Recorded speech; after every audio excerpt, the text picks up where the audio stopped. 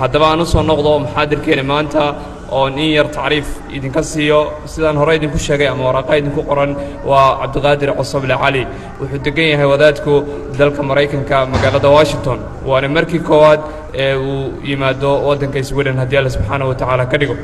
waxaan ku soo dhoweynayaa insha allahu tacaala cabdiqaadir iyo muxaadaradeennii akhlaaqda qofka muslimka sheekh fadal insha allah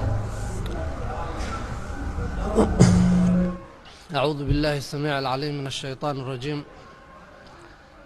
بسم الله الرحمن الرحيم الحمد لله نحمده ونستعينه ونستغفره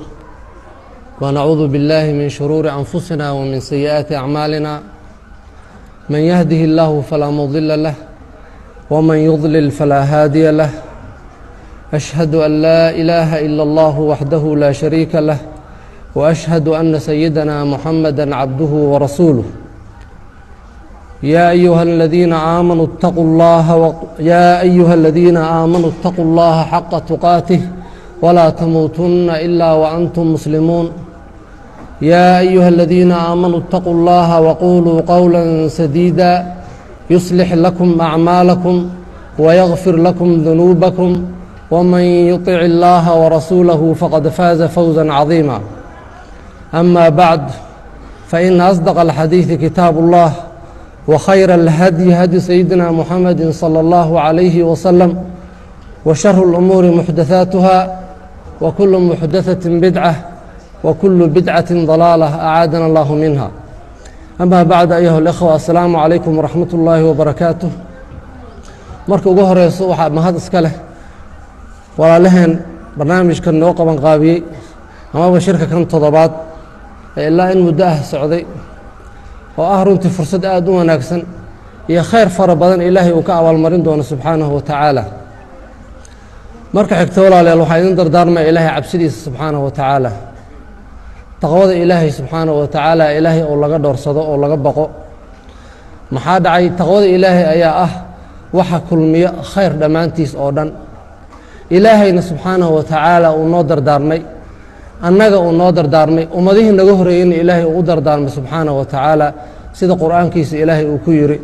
walaqad wasayna aladiina uutuu lkitaaba min qablikum wa iyaakum an ittaquu llaha waxaan u dardaarannay qolooyinka idinka horreeyey oo ahlu kitaabka ahaa iyo idinkaba an ittaquu llaha ilaahay ka baqa subxaanahu wa tacaala ilaahay ka dhowrsada subxaanahu wa tacaala oo ilaahay subxaanahu wa tacaala muraaqabeeya taas ayaa ah midka khayrka oo dhan idin gaarsiinaysa sidaas ayuu ilaahay subxaanahu wa tacaala annagana noo dardaarmay ummadihii naga horreeyeyna ilaahay u dardaarmay subxaanahu wa tacaala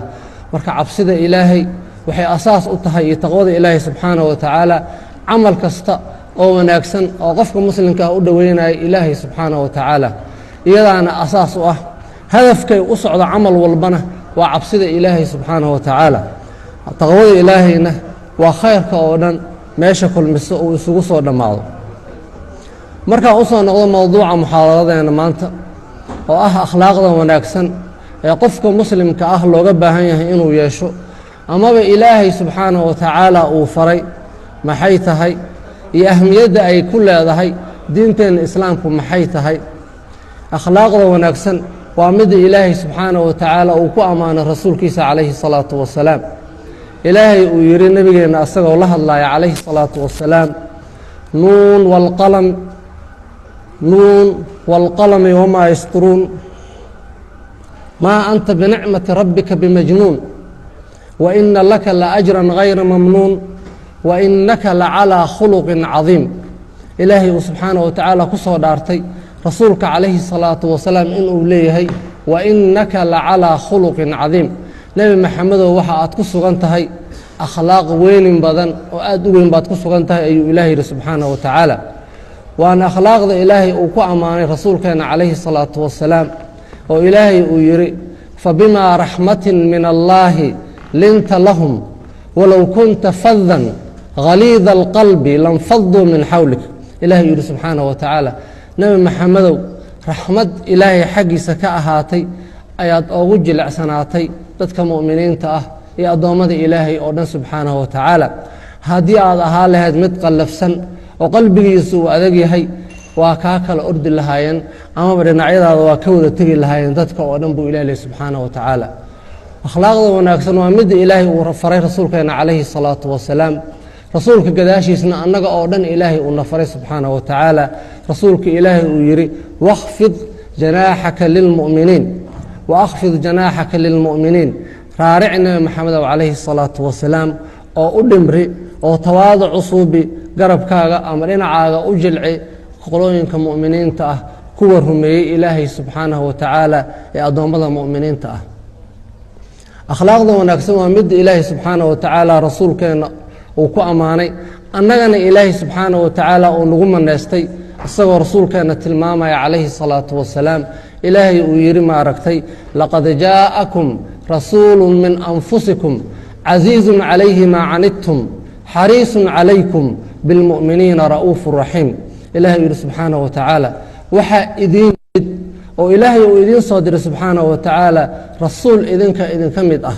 rasuulkaasoo naftiisu ay dhibayso waxa idinka idin dhibaayo ay ku adag tahay isla markaasi ku dadaalaya waxa idinka idin anfacaayo mu'miniintana u ah mid raxmad badan oo turid badan mu'miniintana u ah ilaahay uu yidhi subxaanahu wa tacaala marka akhlaaqda wanaagsan waa akhlaaqda noocaas ah ilaahay uu ku ammaanay maaragta rasuulka calayhi salaatu wasalaam rasuulkana uu faray annagana ilaahay subxaanahu wa tacaala uu nagu faray qur'aankiisa kariimka ah meelo fara badan oo kala duwan ma aragtay bal ilaahay subxaanahu wa tacaala uu ku ammaanay dadka mu'miniinta ah ilaahay uu yidhi muxamadun rasuulu ullaahi waaladiina macahu ashiddaa'u cala alkufaari ruxamaa'u baynahum qolooyinka nebi maxamed la jooga calayhi salaatu wasalaam oo rasuulku ilaahay uu ku tilmaamay muxamedun rasuulullaahi in ay yihiin kuwa gaaladana ku adag iyaga dhexdoodana isku jilicsan oo isku dhimri badan oo isku naxariis badan ilaahay uu ku tilmaamay subxaanahu wa tacaala rasuulkeena calayhi salaatu wasalaam khasaa'ishaas oo dhan